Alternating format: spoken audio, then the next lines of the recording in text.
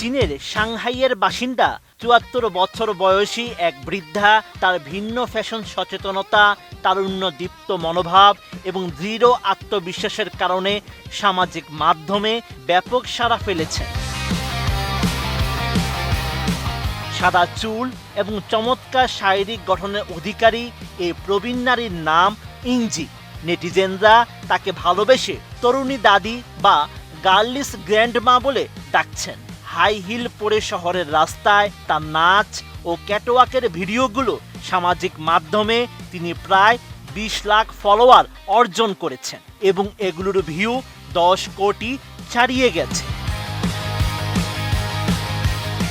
ইংজি জানান তার চিরসবুজ অবয়বের মূল রহস্য হলো নিজের স্টাইল ধরে রাখা। তিনি তরুণদের পছন্দের রংচঙ্গে পোশাক থেকে শুরু করে পপ, পাঙ্ক এবং গার্ল গ্রুপ ফ্যাশনের পোশাকও দারুণ আত্মবিশ্বাসের সঙ্গে পরেন। সঠিক প্যাড আর সঠিক তথ্য দিয়ে এসো সামলে নিব এক হয়ে। Monalisa sanitary napkin. চীনা তরুণী দাদি আরও জানান শারীরিক সুস্থতা বজায় রাখতে তিনি প্রতিদিন সকালে ১ ঘন্টা যোগ ব্যায়াম করেন এবং বিকেল ৫টার পর আর কোনো খাবার খান না।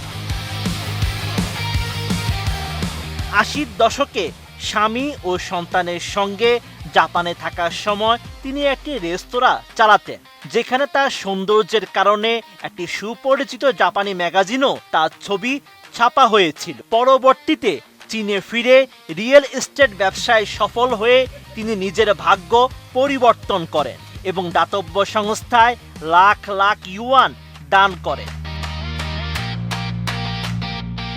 ৭০ বছর বয়সে তিনি প্রবীণ নারীদের একটি ফ্যাশন গ্রুপে যোগ দেন।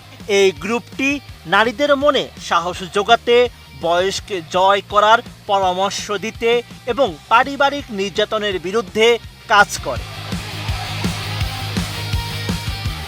সম্প্রতি তিনি সাংহাই ডিজনিল্যান্ডের একটি ফ্যাশন শোতে হেঁটে তার দীর্ঘদিনের স্বপ্ন পূরণ করেছেন। ইংজির মতে বয়স কোনো বাধা নয়, বরং একটি সম্পদ। তিনি ১২০ বছর বয়স পর্যন্ত এভাবেই সুন্দরভাবে বেঁচে থাকার ইচ্ছা প্রকাশ করেন।